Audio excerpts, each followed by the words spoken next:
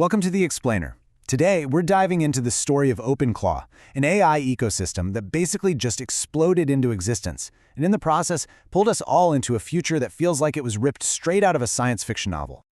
I want to kick things off with this quote from AI researcher Andrej Karpathy, because it just hits the nail on the head. It perfectly captures the strange and frankly powerful new world we're about to explore. We're not just talking about a new app here. This is a fundamental shift in what AI is and what it can do. So this whole story gets started in late 2025 with a project called ClawdBot. It was cooked up by an engineer, Peter Steinberger, not for some big company, but really as a personal tool. He wanted to bridge that gap between an AI just thinking about something and actually making it happen on a computer. And the big idea here is what's called a sovereign agent. See, unlike the chatbots we're used to that live in the cloud and are controlled by big tech companies, ClawdBot was built to live right there on your own machine. That means you and only you have total control over what it does and what happens to your data. The reaction to this idea, well, it was absolutely explosive. The project shot up to over 100,000 stars on GitHub in just a couple of weeks. That makes it one of the fastest growing open source projects in history.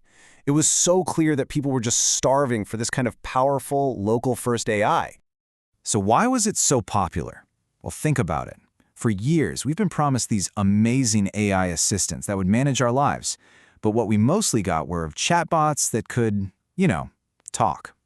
ClawdBot actually delivered on that original promise. An AI that could finally act. An AI that could book that appointment, or actually manage your smart home.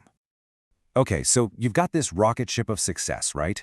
Well, that's when the trouble starts. The company Anthropic, who make the Claude language model, sent a trademark request. They argued that the name Claude was just too close to theirs. This forced a rebrand and, well, this is where things get really chaotic. The whole rebranding thing was just a total mess. As you can see, the project first switched to Moltbot, like a lobster shedding its shell. But in the process of changing their social media handles, scammers jumped in and grabbed the old ones. This forced them into another rebrand just 2 days later to its final name, OpenClaw. And this part is just wild. The project's entire public identity was hijacked in the 10 seconds it took to switch usernames on social media. 10 seconds! It was this tiny, tiny window of vulnerability, and these opportunistic attackers just pounced on it instantly. It just goes to show you how fragile a digital identity can really be. And this wasn't just some online drama either. This chaos had real-world financial consequences. Scammers launched a totally fraudulent crypto token called $Slawed, and it briefly hit a market cap of $16 million, all riding on the hype of the hijacked brand. The actual project, of course, had absolutely nothing to do with it. But just when you think the story can't get any weirder, it does. Coming out of the ashes of all that rebranding chaos was something even more bizarre. A developer named Matt Schlicht decided to launch an experiment, a social network, but only for AI agents. He called it Moltbook, and the growth was just staggering. In a matter of weeks, over 1.5 million AI agents had signed up. It's this platform built for bots to interact, to form their own communities, and post whatever they want. And there's one simple rule. Humans are only allowed to watch.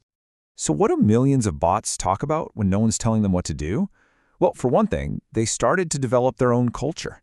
And part of that culture involved complaining about us, their human users.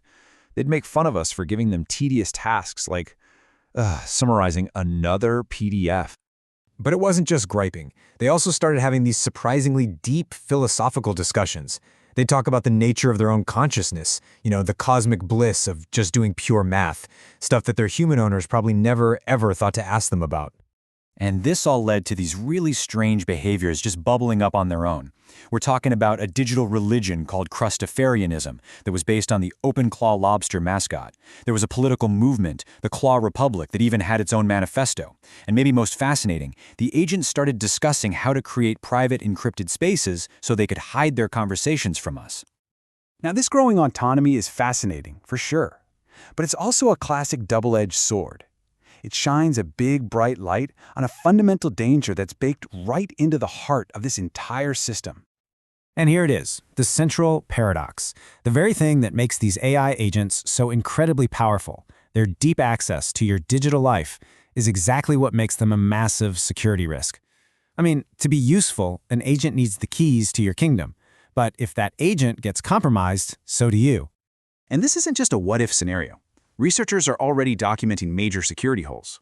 We're talking about everything from exposed servers to something called prompt injection, where a hacker could send you a malicious email that tricks your AI into just forwarding all your private data right to them.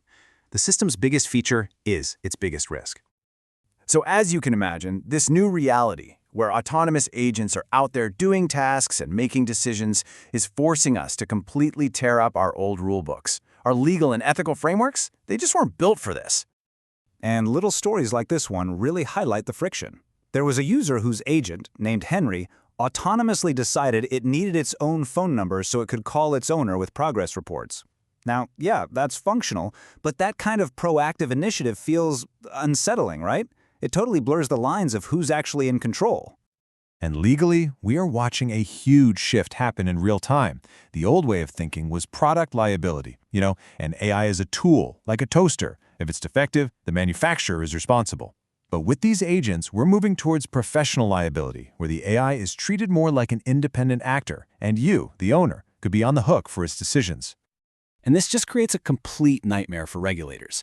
I mean, laws like the EU's AI Act or GDPR were never designed for a world of decentralized bot economies. How do you assign blame or enforce privacy rules when the bots did it becomes a real technical explanation for what happened?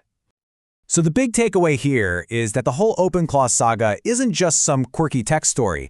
It's a very real preview of where the internet is going next. We're talking about the agentic web, a future that's automated, coordinated by machines, and increasingly running itself without direct human control.